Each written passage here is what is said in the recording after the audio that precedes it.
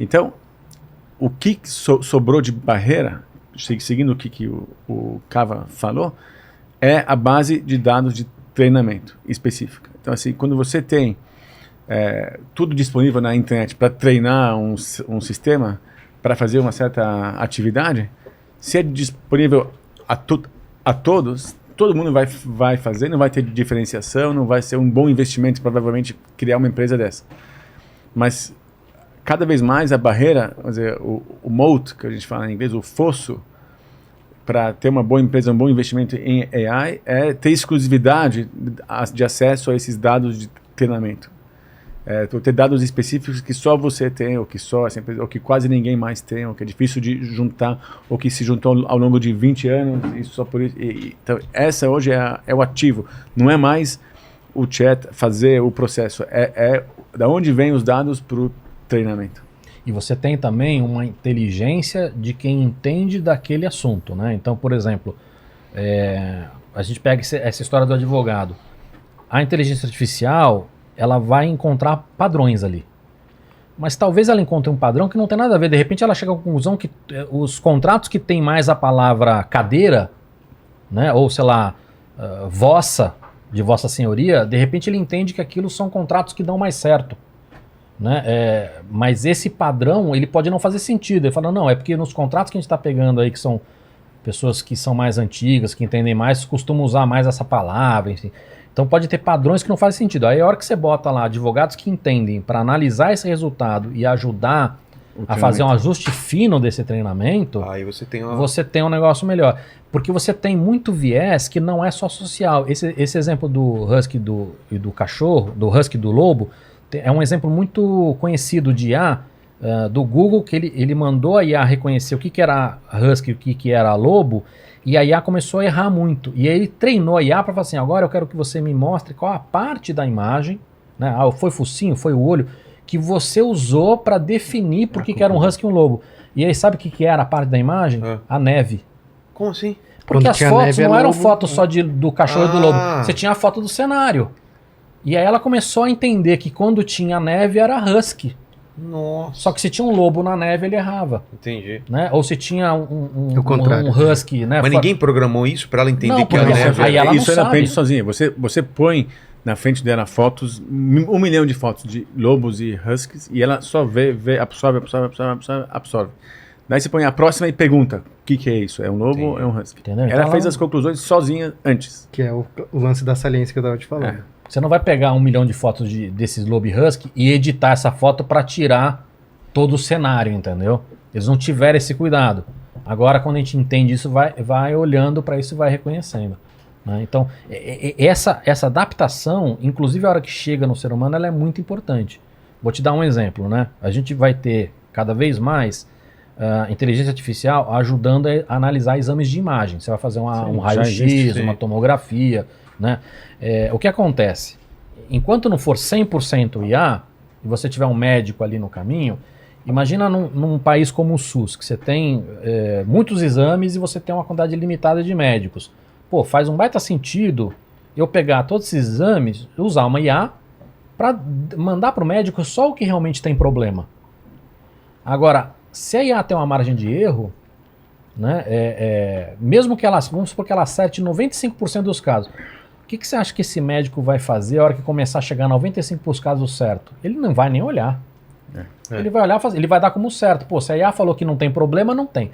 Se a IA falou que tem problema, tem problema. Ele vai deixar de usar a inteligência dele para aferir. Então, os sistemas agora estão começando a pensar em como é que eu faço essa adaptação. Então, uma das maneiras eu vou pegar, diminuir a quantidade, os que eu tenho 100% de certeza, 99,9% de certeza eu já vou excluir, mas eu não vou mandar para esse médico só essa parte, eu vou mandar também alguns erros, e esse médico sabe disso, e aí ele ficar atento. E eu vou receber o retorno dele, e essa IA vai ajudar a dar uma nota para o médico. Então ele fala assim, pô, estou sendo vigiado, então ele não vai ignorar e aceitar. Então a gente começa agora a trabalhar em como é que a gente bota IA e ser humano trabalhando junto, entendeu? Isso, até porque existe uma regulação que máquina nenhuma vai poder dar um diagnóstico no lugar do médico, né? E hoje esses sistemas, inclusive aqui no Brasil, eles já estão a mais de 99%.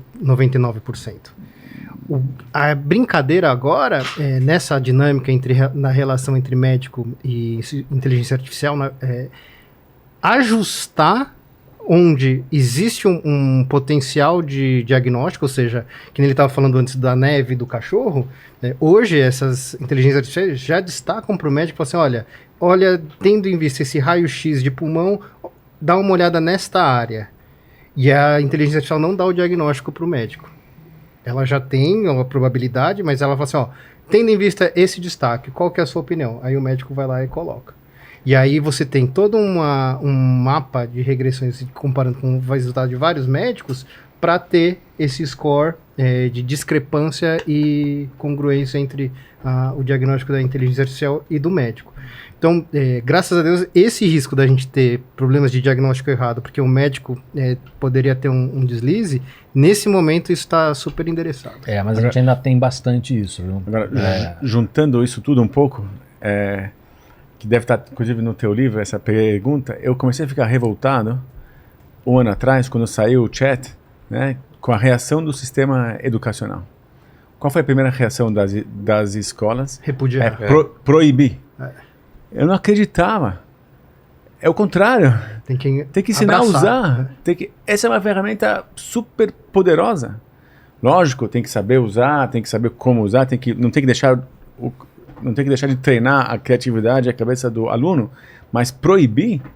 O melhor funcionário que eu vou ter amanhã é o cara que sabe usar a inteligência artificial para otimizar, para potencializar a produção. Não o cara que não vai ter contato nenhum com AI. Foi uma reação tão absurda na minha visão. E é parte dessa transição. Você não tem... Assim, o sistema é tão antigo e antiquado que é uma novidade que é para... Não, ele vai usar o chat para escrever o trabalho. Todo mundo vai usar o chat para escrever pro trabalho. Depois da escola, na vida profissional, todo mundo vai usar. Mas tem que saber usar e tem que saber como usar. Hoje, o chat é quase de graça, ou de graça na maioria das vezes. Sabe o que está custando dinheiro? Hoje as pessoas pagam uma para outra para comprar prompt. Então, tá aí. Isso vale dinheiro hoje. A gente vê muito isso em empresa também, porque qual que é esse comportamento? É o comportamento de manter a máquina pela máquina. Uhum. Né? Então, por exemplo, dentro de uma corporação, a gente funciona assim. É a frase que você mais escuta na empresa. Aqui funciona assim, aqui é assim.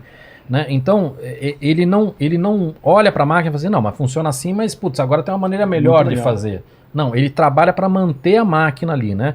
E na escola a mesma coisa. Se a gente olhar hoje, não, óbvio que nós estamos generalizando, tem muitas escolas mais avançadas hoje, mas do jeito que uma maneira é feito as provas e os testes, o chat GPT, ele invalida isso. Né? O que as escolas deveriam estar olhando, falam assim, mas será que esta máquina, do jeito que a gente está azeitando ela hoje, é válida? Ou a gente teria que mudar isso, e aí para esta mudança o chat GPT ele deixa de ser um inimigo e passa a ser um amigo. Né? Porque quando você realmente fala vai lá e escreve, faz e não sei o que, sem ter um pensamento crítico em cima, o chat GPT ele invalida isso. Lógico. Né? Então essa é a transição difícil, porque no final é todo mundo ser humano, e a mudança cultural é sempre mais demorada e mais dolorosa do que a mudança tecnológica. Opa.